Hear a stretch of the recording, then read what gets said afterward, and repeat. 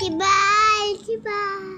রাতে 4 জনে মিলে ফুচকা খাওয়ার উদ্দেশ্যে রওনা দিলাম, কিন্তু ভাগ্য খারাপ হলে যা হয়। আসলে যেই মামার কাছে ফুচকা খেতে গিয়েছিলাম ওই মামার ফুচকাটা অনেক মজার, কিন্তু যে দেখি মামাটা আজকে বসেনি। তারপরে আরাফের বাবা নিয়ে গেল চটপটি খাওয়াতে।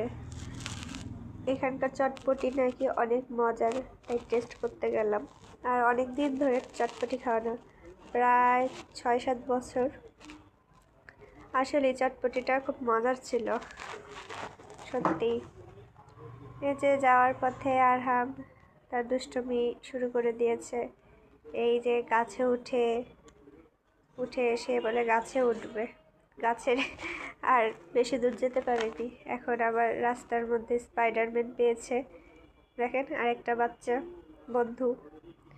এখানে একটা জিরাফ এটা স্কুলেরই সামনে তারা রেখেছে বাচ্চাদের এন্টারটেনমেন্টের জন্য। এই যে গুটি গুটি পায়ে আরাফ ওর বাবার হাত ধরতে দেবে না, এখন সে সোফায় উঠে বসে আছে। এরপরে আমরা কিছুটা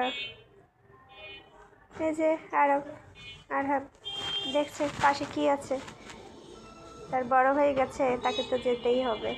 সেও তার বড় ভাইয়ের পিছে পিছে দৌড়। কি হচ্ছে, দুটো বাচ্চা সামলানো আসলে খুব কষ্ট। আর দুটো যদি পাশাপাশি হয়, আমরা যদি কোথাও যাই তো ওর বাবা বড়টাকে সামলায় আর আমি ছোটটাকে, এভাবেই যেতে হয়। আর এটা চলন্ত রাস্তা, তাই বাচ্চাদের খুব সাবধানে রাখতে হয়। বিপদ আপদ কখন হবে সেটা তো আর বলা যাবে না।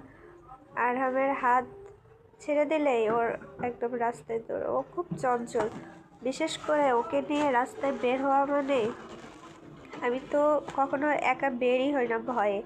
ওকে সামলানো সো টাফ,